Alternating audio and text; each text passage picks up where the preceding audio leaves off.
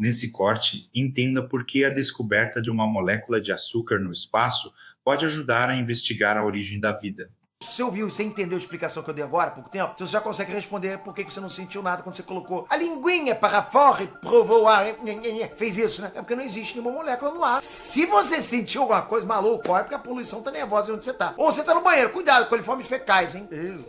Mas sabe um lugar onde você poderia sentir alguma coisa? No centro da Via Láctea. Faz o seguinte agora, ok? Pega um foguete, viaja 26 mil anos-luz, estica a linguinha pra fora da janela. Cuidado, pode congelar a linguinha, né? Você vai sentir o doce. Pra você não parar na quebrada errada, eu vou te ajudar. Você teria que ir pra nebulosa G mais 0, 693, menos 0,027. Guardou o nome? Nem eu. Eu tive que ler. Não dá pra guardar isso. O importante é você saber que essa nuvem já era famosinha entre os cientistas antes mesmo dessa descoberta. Essa nuvem fica bem na chamada Zona Molecular Central da Via Láctea. Cientista é ruim de dar nome, eu vou te falar. Mas isso mesmo, cara. Ou é nome super complicado ou é um nome super óbvio, né? Enfim, a Zona Molecular Central da Via Láctea já era conhecida por ser um verdadeiro paraíso de moléculas orgânicas complexas. Então assim, não é a primeira vez que ela dá as caras em manchete de ciência também. Provavelmente não vai ser a última, né? Essa areazinha do universo é bem conhecida. Foi ali que cientistas conseguiram detectar as primeiras moléculas de açúcar soltas no universo. Bem longe do nosso sistema solar, ok? Então não é um astronautazinho que deixou cair um copozinho de café ali no espaço, ali orbitando a Terra, e viajou 26 mil anos-luz para ser detectado numa nebulosa. Para com isso, né, cara? E essa molécula se chama eritrulose. Os caras miraram 2 baita radiotelescópios, pica das galáxias, no meio de uma nuvem química gigantesca e conseguiram detectar a eritrulose dentro da nuvem. E digo mais, é possível que essa nuvem não só seja doce, como também tem um sabor parecido com o sabor do morango. Como assim, Peter? Morango? Exatamente. A eritrulose é uma molécula de açúcar formada por 4 átomos de carbono. É uma estrutura simples, tão simples que é considerado um dos açúcares essenciais para a existência de vida. É a partir da eritrulose que organismos vivos podem extrair energia, construir estruturas biológicas e até escrever material genético. Aqui na Terra, a eritrulose está presente em frutas vermelhas, como por exemplo framboesa e morango. Imagina você viajar 26 mil anos-luz e perceber que tem um gostinho de morango, algo que você sentiu aqui tão longe, né? E digo mais ainda,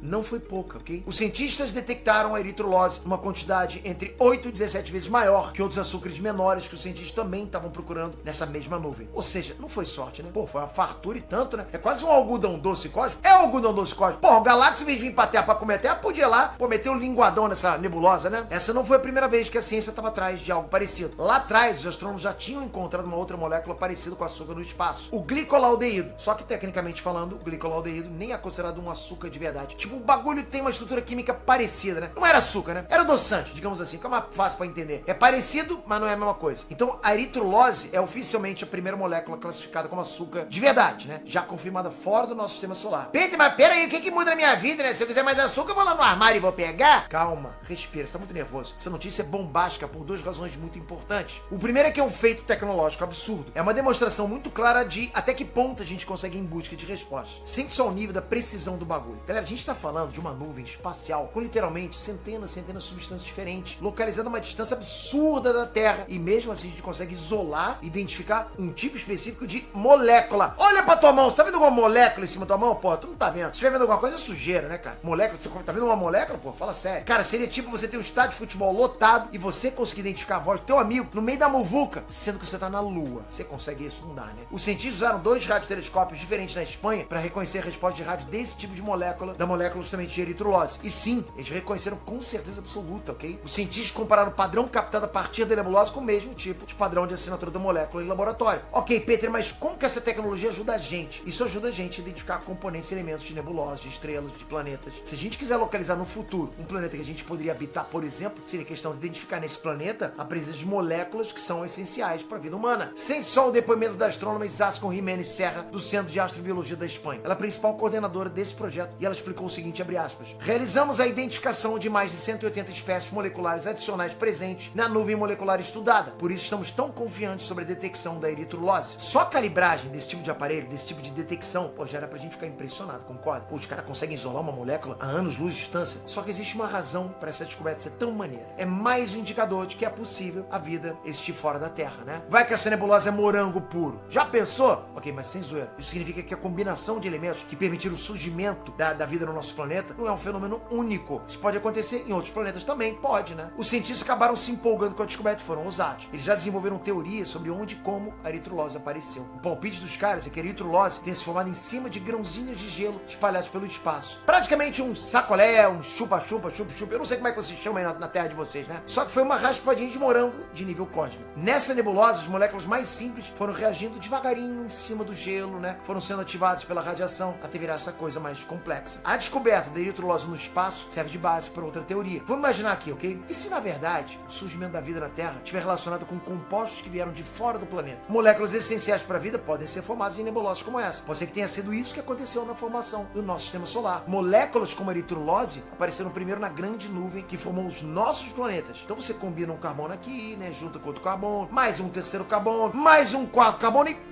vá, temos uma molécula de eritrulose. E aí, essas moléculas foram transportadas para a Terra e o resto vocês já sabem, né? Explosão de vida. Seguindo esse raciocínio, os pesquisadores estimam que entre 500 mil e 50 milhões de toneladas de eritrulose podem ter caído na Terra bem lá atrás, né? Durante um período chamado de, segura, bombardeio pesado tardio. Os caras são ruins demais com o nome, não tem jeito, cara. Bom, o bombardeio pesado tardio aconteceu 4 bilhões de anos atrás, mais ou menos, e não, galera, já deu, eu não tava lá, ok? Então nessa época, a Terra era de ninguém. E não, era realmente de ninguém, não era minha também não, ok? Não era só minha. O nosso planeta tomava, pedala de todos os lados, né? Toda hora era cometa, era asteroide caindo por aqui. Vários desses bombardeios poderiam ter sido bombardeios docinhos. Olha que fofo, né? Você tava lá cuidando da sua vida e do nada caiu um bloco de açúcar do teu lado. Você tomando cafezinho, tá sem açúcar esse cafezinho. Poxa, Deus, queria tanto que esse café tivesse açúcar, né? Deus, consegue botar açúcar? Bah, caiu um asteroide de açúcar na tua cabeça. Se foi assim que aconteceu, isso significa que moléculas importantes para a vida podem surgir antes mesmo dos planetas. A gente pode agora estar testemunhando um grande berçário cósmico em formação. Nos últimos anos, pesquisadores acharam moléculas ligadas à formação de RNA dentro dessa mesma nebulosa. A famosa, segura, zona molecular central da Via Láctea. RNA? Sim, galera. Material genético mais simples que a gente conhece. Material da vida. Isso só reforça a ideia de que essa nuvem específica é praticamente uma fábrica de ingredientes para a vida. E a doutora Jimenez Serra completou o seguinte: nossa pesquisa mostra que essas moléculas complexas podem ser mais comuns no universo do que se pensava anteriormente, abrindo a possibilidade que outros mundos desenvolvam vida como a conhecemos. Então essa descoberta de agora não é só um caso isolado de açúcar perdido no espaço. Não, né, galera? É muito mais. A gente está falando aqui de mais uma peça de um quebra-cabeça bem maior que os cientistas ainda estão montando o tempo todo, né? É tijolinho químico por tijolinho químico, um pedaço de cada vez.